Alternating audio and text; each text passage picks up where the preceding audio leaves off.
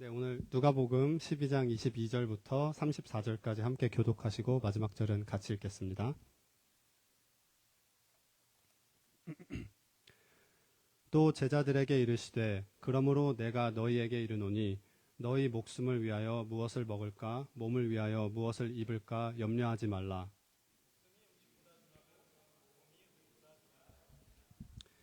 까마귀를 생각하라. 심지도 아니하고 거두지도 아니하며 골방도 없고 창고도 없으되 하나님이 기르시나니 너희는 새보다 얼마나 더 귀하냐.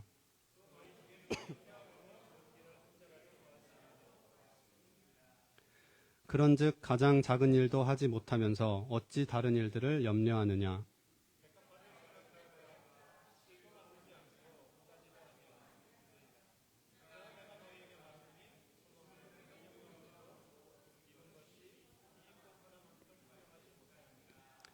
오늘 있다가 내일 아궁이에 던져지는 들풀도 하나님이 이렇게 입히시거든 하물며 너희일까 보냐. 믿음이 작은 자들아.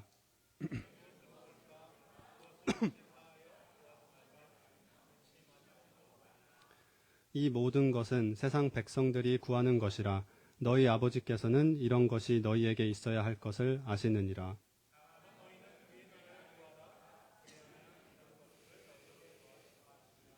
적은 무리여 무서워 말라. 너희 아버지께서 그 나라를 너희에게 주시기를 기뻐하시느니라.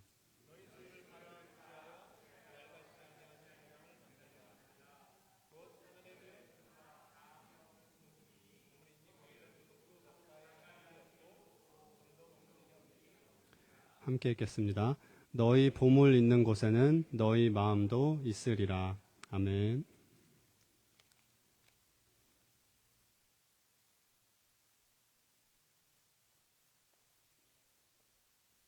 네, 이 시간 잠깐 말씀 놓고 기도하겠습니다. 주님, 오늘 이 아침에 주님께서 들려주고자 하시는 그 주님의 거룩한 말씀을 우리 기쁨의 교회 가운데 당신이 사랑하시는 백성들 가운데 들려주십시오. 이 부족한 자의 입술을 통하여 주의 은혜가 드러나게 하여 주시옵소서. 감사합니다. 예수님의 이름으로 기도했습니다. 아멘. 여러분 노후를 얼마나 안정적으로 준비해 놓으셨나요? 네. 제가 여러분들에게 이런 말씀을 드리면 어떤 분들은 속으로 교회까지 와서 내가 저 얘기를 들어야 하나라고 생각하는 분들도 계실 거예요. 반대로 준비를 좀 잘해 두신 분들은 이렇게 생각하시겠죠. 드디어 목사님이 내 실력을 좀 알아봐 주시는구나. 내 실력을 좀 보일 수가 있을 때가 왔구나라고 하실 수도 있을 것입니다. 요즘 여러분 TV나 유튜브를 보면 노후 대책을 제대로 세워놓지 않는 사람들을 마치 죄인 취급하는 영상들이 심심치 않게 보입니다. 계몽하려는 영상들이 보여요. 노후 대책 이렇게 하십시오. 연금은 어떻게 시작하십시오. 집 투자는 이렇게 시작하십시오. 네. 뭐 이런 정보들이 마구 쏟아지죠. 마치 이것을 따라하지 않으면 우리의 미래는 불행할 수밖에 없다라고 말하는 것처럼 들리는 그런 영상들이 유튜브에 있습니다. 물론 여러분들은 거룩하셔서 설교 말씀만 들으시겠지만 제가 보는 이 알고리즘에는 그런 영상들이 뜨더라고요. 회개합니다. 그래서 한참 보고 있으면 내가 뭔가 하지 않으면 안 될 것 같은 불안함에 사로잡힙니다. 그리고 지금은 너무 늦었다는 생각이 들면 마음이 좀 울적해지기도 하는 것 같아요. 그래서 어떻습니까? 우리는 늘 대비합니다. 그죠? 은퇴 관리, 은퇴 준비도 하고 건강도 관리하고 인간관계도 관리를 하고요. 자기 개발도 해요. 여러분 다 필요한 일이죠. 하지만 여기서 우리가 한 가지 더 생각해 봐야 할 문제가 있는 것 같아요. 내가 지금 준비하는 것들이 정말 나를 살게 하는 것일까? 내가 지금 이렇게 준비하고 대비하는 것들이 정말 나를 살게 하는 것들인가? 예수님은 우리에게 이 질문을 던지시고 계시는 거예요. 그리고 대답하십니다. 먹을 것, 입을 것 때문에 마음이 쪼개지지 말아라. 너희는 더 큰 것을 위해 지음받았다. 자, 오늘 말씀에 한번 배경을 살펴볼게요. 여러분, 당시 사람들은, 예수님 당시의 사람들은, 이스라엘 사람들은 어떻게 살았을까요? 우리나라가 광복 몇 주년이죠? 여러분 아세요? 네, 80주년이죠. 당시 예수님 당시에 이스라엘은 식민 통치를 받고 있었습니다. 누구의 식민 통치죠? 네, 로마의 식민 통치를 받고 있었어요. 그러니까 식민지의 삶이라는 거예요. 그렇다면 이 사람들이 경제적으로 여유가 있었을까요? 없었을까요? 없었겠죠. 우리 하와이에서 오신 분들도 계시지만 일제시대 때 우리나라 사람들 돈이 없으니까 어떻게 했어요?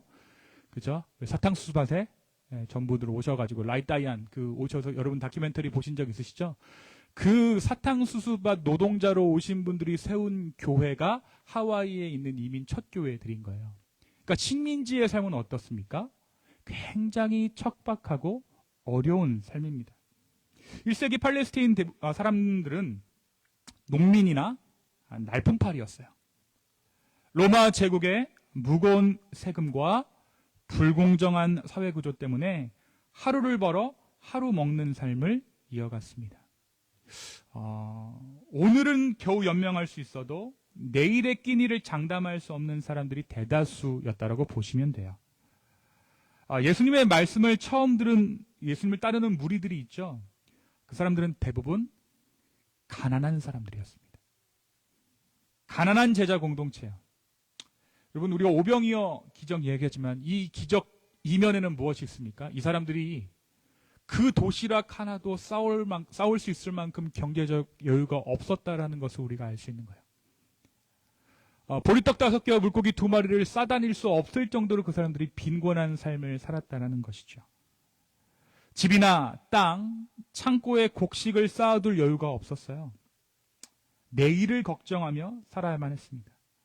로마의 압제는 상황을 더욱 악화시켰죠. 지주들은 어떻습니까? 지주들은 땅을 넓히며 부를 축적했지만 대다수의 사람들, 많은 농민들은 빚 때문에 땅을 잃고 소장농이나 품꾼으로 전락했습니다. 그래서 그들의 삶을 지배하고 있던 것이 있어요. 그것이 뭐냐면 내일의 불안이에요. 불안함. 곧 생존에 대한 염려였습니다. 어떻게 보면 우리의 현실과도 좀 비슷한 면이 있어요. 이민자의 삶, 그죠? 자, 이러한 현실 가운데 예수님께서 들려주신 이야기가 바로 어리석은 부자의 비유였습니다. 오늘 본문 바로 이전 본문입니다. 많은 청중들이 이 이야기를 듣고 나도 재물을 지혜롭게 관리해야겠다라고 생각하지 않았을 거예요. 여러분 이 비유의 내용을 아시죠? 네.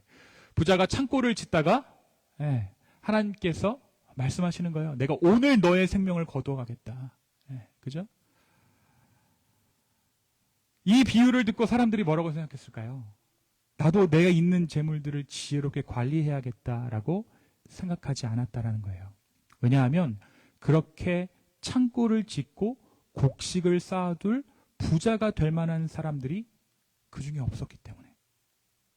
대부분에게는 애초에 관리할 부조차 없었습니다. 속된 말로 먹고 죽을래도 돈이 없었어요. 따라서 이 비유는 재물을 가진 자들에게는 경고였어요. 하지만 재물이 없는 자들에게는 위로의 말씀이기도 했습니다. 예수님은 인생을 재물로 보장하려는 것이 얼마나 헛된 것인가를 이 비유를 통해 말씀하셨죠. 삶의 보장은 창고의 곡식이 아니라 하나님의 손에 달려 있음을 선언하신 것입니다. 자, 그래서 오늘 말씀 가운데 예수님께서 뭐라고 말씀하시냐면 무엇을 먹을까, 무엇을 입을까 염려하지 말라라는 이 말씀은요, 단순한 위로나 격려가 아니었습니다. 그것은 도전인 거예요. 내일의 생존을 붙잡지 않으면 살 수 없다고 믿었던 이들에게 예수님께서는 이렇게 선포하고 계신 것이죠. 너희 아버지께서 너희에게 있어야 할 것들을 다 알고 계신다. 다시 말해 생존의 근거가 염려에 있는 것이 아니라, 생존의 근거가 소유에 있는 것이 아니라 하나님 손에 있다라는 거예요. 자, 청중들은요, 예수님의 이 비유 앞에서, 이 말씀 앞에서 자기들의 현실을 정직하게 마주했을 거예요. 한편으로는 부자의 탐욕을 보며 자신들의 삶을 짓누르는 구조적인 현실을 떠올렸을 거고, 또 한편으로는 이런 사람도 있었겠죠. 그 부를 동경하고 부러워했던 자신의 마음을 돌아봤을 거예요. 여러분 어떻습니까? 노후 대책 잘 세워놓은 사람들 옆에서 보면 첫 번째로 드는 마음이 어때요? 그 나이까지 사는지 한번 두고 보자. 두 번째는 부럽다. 이 두 마음이 다 있죠. 한쪽에는 그들의 탐욕은 하나님 앞에 설 수 없다라는 경고가 있었을 것이고, 다른 쪽에는 너의 마음도 이미 그 탐욕에 붙들려 있지 않느냐라는 도전이 예수님의 이 비유 가운데 숨겨져 있는 것입니다. 자, 이제 이 말씀은요, 오늘날을 사는 우리에게도 여전히 날카롭게 다가옵니다. 오늘날 우리의 염려의 목록을 한번 작성해 보세요.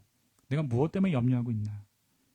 내 집 사는 거, 자녀 교육하는 거, 은퇴연금, 의료보험, 이런 것들이 우리를 염려하게 하죠. 이 모든 항목이 우리의 머릿속을 점령하고 내일을 불안하게 합니다. 마치 옛날 팔레스타인 농민들이 내일의 끼니를 걱정했던 것처럼 우리는 다른 이름의 불안을 끌어안고 살아간다는 거예요. 예수님의 말씀은 그 당시 청중들에게도 충격적인 말씀이었지만 오늘날을 살아가는 우리에게도 똑같은 도전이라는 겁니다. 생존의 근거를 무엇에 둘 것인가? 나는 무엇으로 살아가고 있는가? 여러분, 사실 오늘 말씀의 뿌리는요, 구약에 있습니다. 이스라엘 백성이 광야에서 무엇을 먹고 살았죠? 만나를 먹고 살았어요. 근데 이 만나에는 특별한 규정이 한 가지 있었습니다. 딱 하루치만. 욕심을 내서 이틀치, 사흘치를 모아두면 어떻게 되죠? 썩어버려요. 이것은 어떤 위생 규정이 아니었죠. 이것은 하나님께서 intentionally, 의도적으로 이스라엘이 애굽의 창고 시스템에서 벗어나도록 훈련시키신 것입니다. 애굽은 무슨 시스템으로 산다고요? 창고 시스템. 어떻게 보면 미국이랑 되게 비슷해요. 여러분, 코스트코가 뭡니까? 창고형 매장입니다. 한국말로 하면. 근데 이게 굉장히 발달되어 있던 나라가 애굽 제국이었어요. 뭐든지 그득그득 쌓아놓는 거예요. 그래서 여러분, 요셉이 뭘로 출세했습니까? 창고 잘 져서 출세했죠. 그렇죠? 7년간 먹을 거 걷어둡시다. 그리고 우리가 흉년 때 그거 털어먹읍시다. 그렇죠? 애굽은, 제국은요, 더 많이 쌓아두어야만 안심할 수 있는 구조로 나라가 운영되어 왔던 거예요. 요셉이 애굽에서 성공할 수 있었던 것은 이 창고를 잘 지었기 때문이죠. 그러나 광야에서 하나님께서는 전혀 다른 질서를 하나님의 백성들 가운데 허락해 주십니다. 그들의 생존 근거는 더 이상 저장된 음식이 아니라 날마다 새롭게 공급하시는 하나님 자신이었어요. 만나가 음식이 아니라 뭐예요? 하나님의 은혜인 거죠. 하나님 자신인 거예요. 여러분, 그래서 예수님 태어나신 곳이 어디예요? 베들레헴이죠. 그렇죠? 베드가 뭡니까? 네, 집, 레헴, 빵, 빵집이에요. 왜 예수님 빵집에서 태어났느냐? 만나의 연유가 있는 겁니다. 만나가 내렸다라는 것은요, 하나님께서 자신을 내어주셨다라는 거예요. 날마다 나 먹고 살아라. 창고 의지하지 말아라. 그게 만나의 레슨이었습니다. 엘리야 시대에도 마찬가지입니다. 엘리야 시대에도요, 백성들이 큰 가뭄과 기근으로 생존의 위협을 받았어요. 처음 엘리야 자신은 까마귀가 물어다주는 양식으로 연명했죠. 그리고 이어서 하나님께서 사르밧 과부의 집에서 기적을 행하셨습니다. 손바닥만한 가루와 기름이었지만 하나님의 말씀에 순종했을 때 그 가루와 기름이 마르지 않았어요. 끊이지 않았습니다. 다시 말해, 하나님은 늘 일용할 양식의 하나님으로 자신을 드러내셨다는 거예요. 하나님께서 풍성함을 드러내시는 방법, 그건 창고 열어놓고 야 이렇게 많어, 금은 보아 다 네 거다, 이게 아니라 하루하루 주시는 거예요. 그것으로 풍성함을 계시하셨다라는 것입니다. 그러니까 제국이 풍성함을 드러내는 방법은 뭡니까? 통장 잔고 여는 거예요. 자, 이만큼. 하나님은 아니에요. 일용할 양식을 통해 하나님의 풍성함을 보이셨다라는 것입니다. 우리가 그래서 주기도문 가운데 그렇게 고백하잖아요. 오늘날 우리에게 일용할 양식을 주옵시고. 이것은 우리가 더 이상 세상의 논리에, 창고의 논리에 살지 않는 민족입니다. 하나님은 일용할 양식을 주시는 분이시고 나는 그 일용할 양식 가운데 하나님의 풍성함을 봅니다. 라는 의미예요. 하나님께서 오늘 말씀 가운데 왜 까마귀와 백합화를 비유하셨는가? 왜 하나님은 들짐승도 돌보시고 꽃 한 송이도 입히신다? 하물며 너희일까 보냐라고 말씀하시냐면 바로 이러한 구약의 맥락 가운데 예수님께서 말씀의 완성 차원에서 이 말씀하시는 겁니다. 자, 그렇다면 우리는 이 염려의 본질에 대해 좀 생각해 볼 필요가 있습니다. 여러분, 우리가 창의적일 때가 언제인 줄 아세요? 가장 크리에이티브 할 때. 놀랍게도 염려할 때입니다. 아직 일어나지도 않은 일을 우리는 머릿속에서 영화처럼 만들어내요. 이번 달 돈이 모자라면 어떡하지? 혹시 아이가 실패하면 어떡하지? 하늘이 무너지면 어떡하지? 땅이 꺼지면 어떡하지? 그리고 그 상상은 실제 상황보다 더 우리를 옥죄입니다. 여러분, 불안한 상황들을 우리가 그려낼 때 우리는 모두 작가 한강이 되고 감독 봉준호가 돼요. 굉장히 창의적으로 염려합니다. 그렇죠? 다 노벨 문학상감이고요. 아카데미 각본상감이세요. 특별히 마음에 들지 않는 자녀를 이렇게 보면서 마치 이 자녀의 마지막이, 끝이, 앞이 어떻게 될 것이라는 스토리가 줄줄줄줄줄 나오지는 않으십니까? 얼마나 창의적이에요. 그죠? 우리는 염려할 때 참 창의적이 돼요. 여러분, 근데 우리는 여기서 이 염려의 본질에 대해서 한번 생각해 봐야 할 것 같습니다. 여러분, 이 헬라어 염려하다는요, 마음을 여러 갈래로 찢는다라는 의미예요. 그래서 염려는요, 단순한 걱정이 아닙니다. 그것은 영적인 분열이에요. 나는 하나님을 믿는다라고 말하지만 사실은 돈에 목숨을 겁니다. 이게 염려입니다. 나는 하나님을 신뢰합니다 라고 고백하지만 사실은 나는 사람들의 인정이 나를 살리는 중요한 요인입니다. 이것이 염려라는 거예요. MRI 찍어보셨죠? 이것이 바로 영적 MRI라는 것이죠.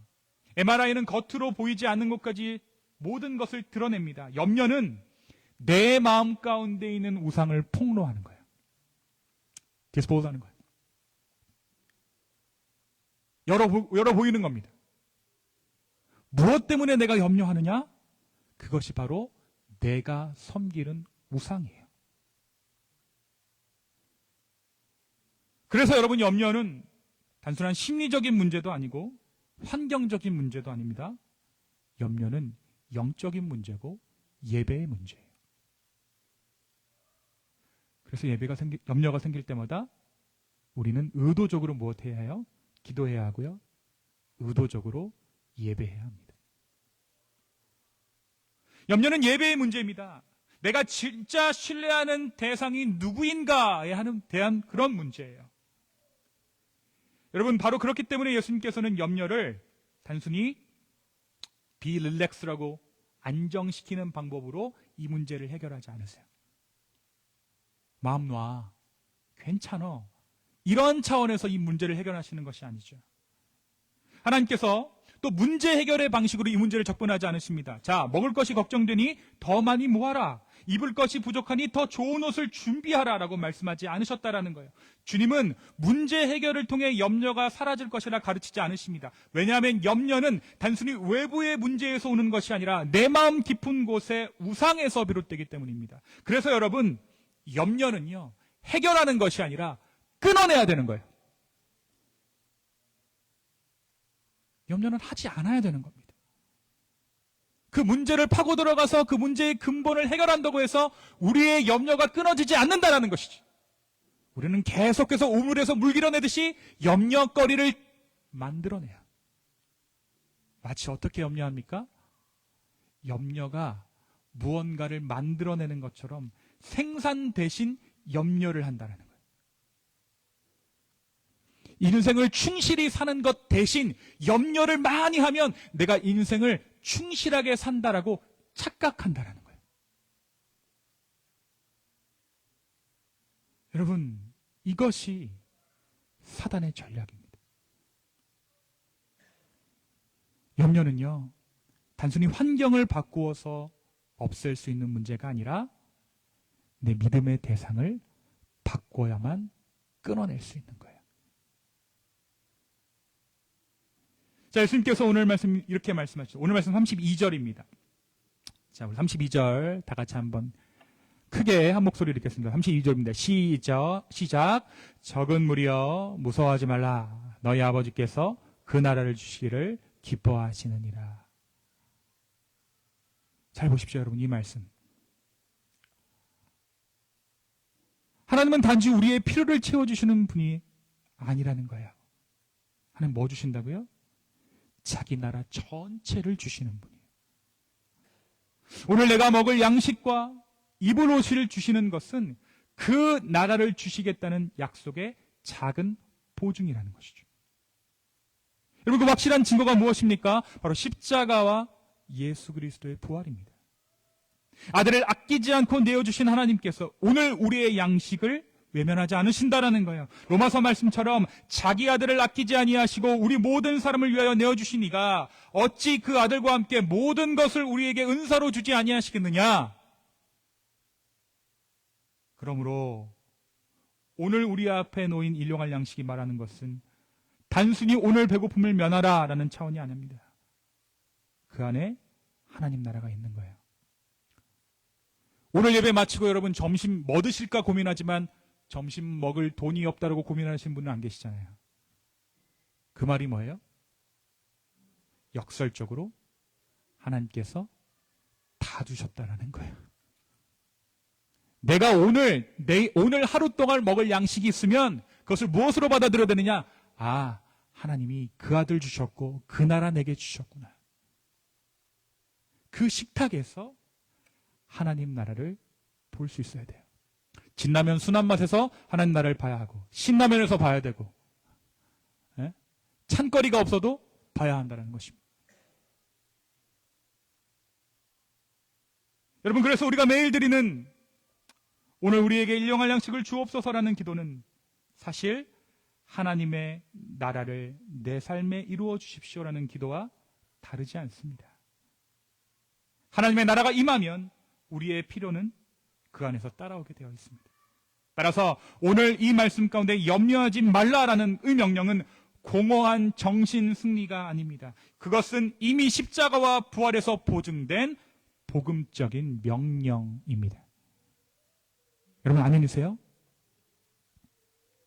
자, 여러분, 여기서 예수님께서 그냥 이러고 마음에 안정을 얻고 끝내는 것이 아니라 구체적으로 실천을 제시하시죠.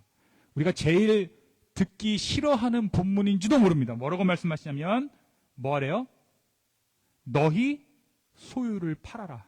33절에 너희 소유를 팔아 뭐 하라고요? 구제해라. 창고에서 꺼내주는 게 아니라 너희 팔아서 구제해라. 너네 집 없애서 구제하는 데 써라. 낡아지지 않는 배낭을 만들어라. 하늘에 둔 보물을 쌓아라. 저한테 이렇게 하고 있냐고 물으신다면 저 할 말 없습니다. 하지만 여러분, 이게 예수님께서 말씀하시는 하나님 나라예요. 핵심은 단 한 가지죠. 보물을 옮겨라. 그러면 마음도 옮겨진다. 여러분, 우리가 왜 이 트럼프 시대에 막 집값에 민감하고 막 집값, 막 금리에 막 전전긍긍하고 왜 그래요? 가진 거 그거 하나니까 그래요. 그거 의지하고 사니까 그래요. 그거 없어버리면 어떨까요? 그거 없어버리면 걱정할 거리도 없는 거예요. 보물을 옮기라는 거예요. 그럼 마음도 옮겨진다. 자식도 마찬가지예요. 우리가 왜 자식 때문에 전전긍긍합니까? 그렇죠? 자식이 보물이니까. 그래, 나는 여기서 실패했지만 너라도 성공해야지. 이런 보상 심리가 자식들 가운데 늘 있는 거잖아요. 그렇죠? 대체 그 성공은 언제, 어느 자손쯤 가면 오는 겁니까? 여러분, 우리는 마음을 하나님께 드리면 보물도 따라간다라고 생각하죠. 그러나 주님 반대로 말씀하세요. 보물 먼저 옮겨. 그러면 너의 마음이 따라갈 거야. 적용 한번 해볼까요? 여러분, 저축의 일부를 반드시 구제와 선교에 떼놓으십시오. 자동이체가 좋은 방법일 수 있어요. 원천 징수해두세요. 하나님께서 우리에게 아낌없이 먼저 주셨습니다. 그 은혜가 우리를 넉넉하게 하고 기쁨으로 구제와 선교에 흘려보내게 합니다. 이러한 일들을 통해 하나님 나라는 내 삶 가운데 이루어질 거예요. 여러분, 우리가 지금 관세 걱정할 때가 아닙니다. 수입 줄어들 거, 인플레이션 걱정할 때가 아니에요. 그 걱정 왜 합니까, 우리가? 이거 하면 되는 거예요. 시간 어떨까요? 하루의 첫 시간을 하나님의 말씀과 기도로 드리십시오. 여러분, 우리 어르신들 중에 이런 말씀 하세요. 목사님, 제가 나이가 드니까 새벽 4시면 깨요. 왜 4시에 깨우실까요? 젊은 애들은 좀 잘하고 두고 나한테 할 말씀이 많으셔서 깨우는 거예요. 4시에서 5시 깨면 그건 기도하라는 사인입니다. 하루의 첫 시간을 하나님의 말씀과 기도로 드리십시오. 그럼 어떻게 될까요? 마음이 따라가요. 하나님은 오늘도 나와 동행하시고 말씀하시기를 기뻐하십니다. 하루의 첫 시간을 주님께 드리는 것은 억지가 아니라 사랑하는 분과 먼저 만나고 싶다는 우리의 마음의 표현이에요. 또한 뉴스보다 먼저 말씀을 읽으십시오. 그리고 불평보다 감사를 기록하십시오. 세상 소식보다 복음의 소식을 먼저 들으셔야 돼요. 세상 안에 복음이 있는 것이 아니라 복음 안에 세상이 있는 거잖아요. 그렇죠? 먼저 우리의 영혼을 복음으로 깨워야 합니다. 요즘 제가 기쁨의 묵상이 조회수가 떨어져서 드리는 말씀이 아닙니다. 말씀으로 시작해요.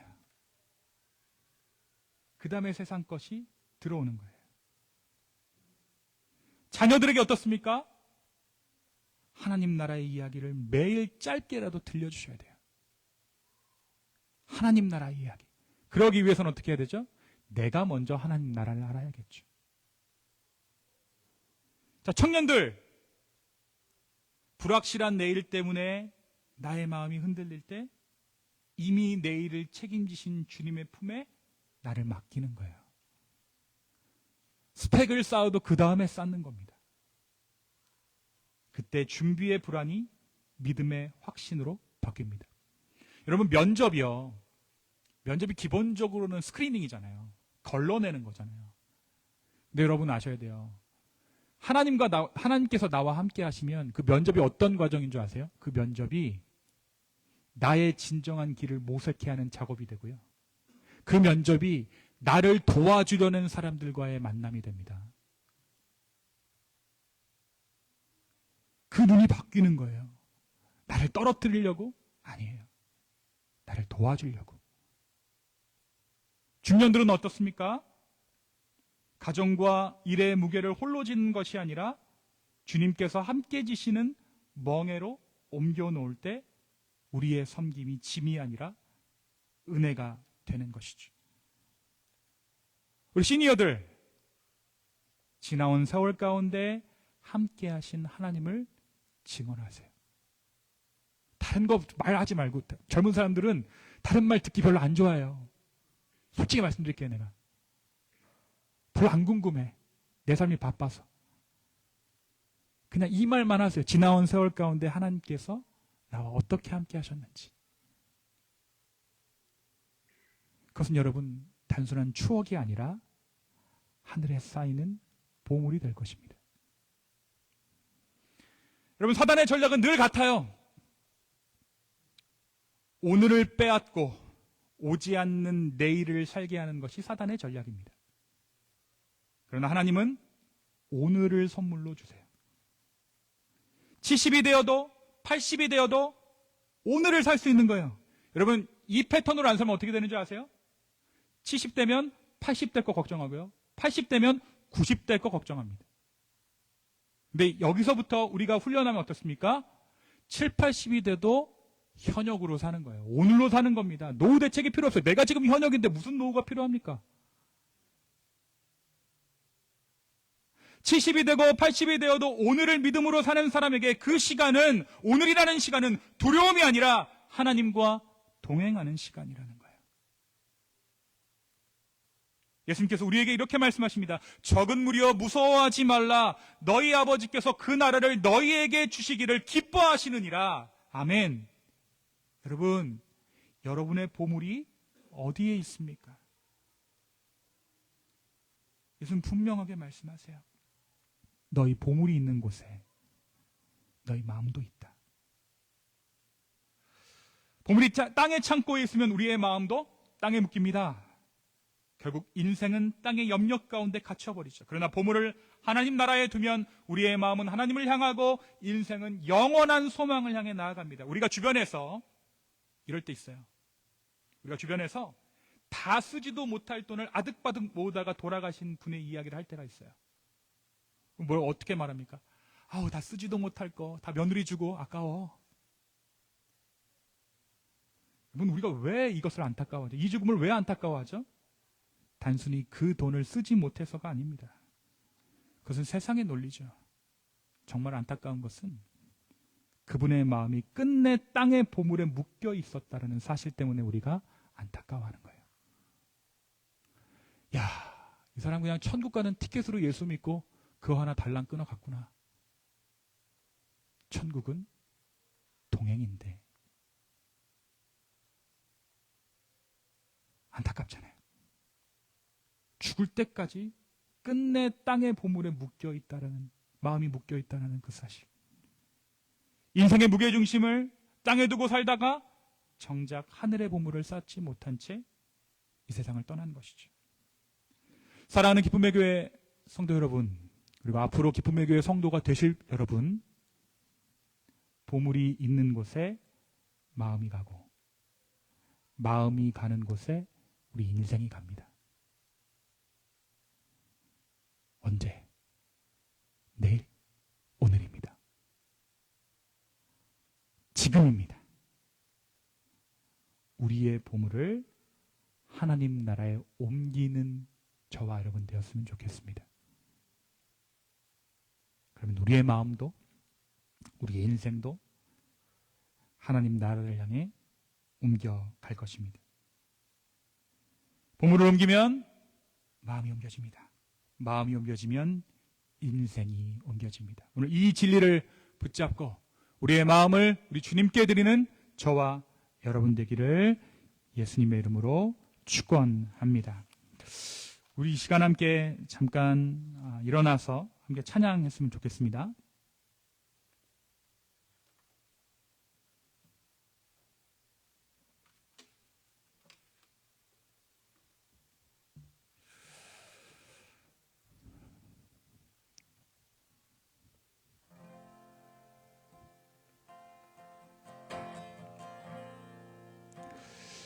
우리 함께 찬양할 때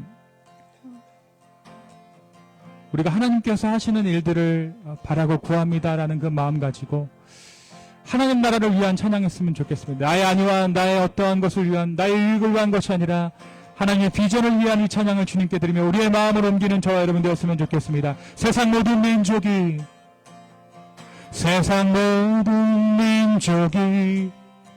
구원을 얻기까지 쉬지 않으시는 하나님, 쉬지 않으시는 하나님, 주의 심장 가지고 우리 이제 일어나 주 따르게 하소서. 세상 모든 육체가 주의 영광을 보도록, 세상 모든 육체가 주의 영광 보도록. 우릴 부르시는 하나님, 우릴 부르시는 하나님, 주의 손과 발 되어, 주의 손과 발 되어 세상을 치유하며 주 섬기게 하소서. 물이 바다 덮음같이, 물이 바다 덮음같이 여호와의 영광을, 여호와의 영광을 인정하는 것이 온 세상 가득하리라.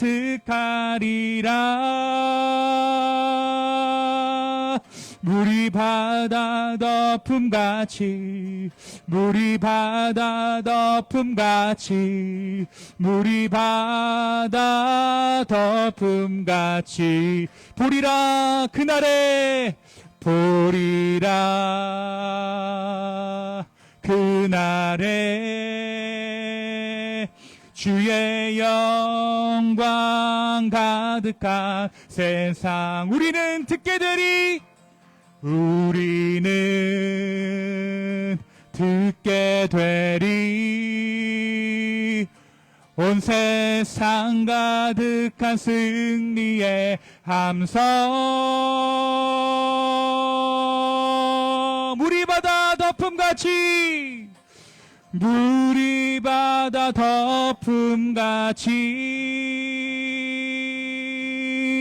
여호와의 영광을 인정하는 것이 온 세상 가득하리라.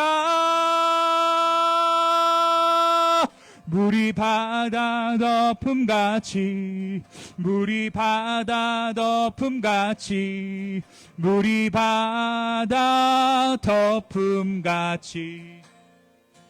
이 시간 함께 기도합시다. 하나님, 내가 참 헛된 것에 나의 창고에 재물을 쌓아놓느라 하나님 나라가 무너지는 줄 몰랐습니다. 이제 다시 한번 우리의 삶을 아버지 앞에 드려 나의 보물을 주님께 드리기를 소망합니다.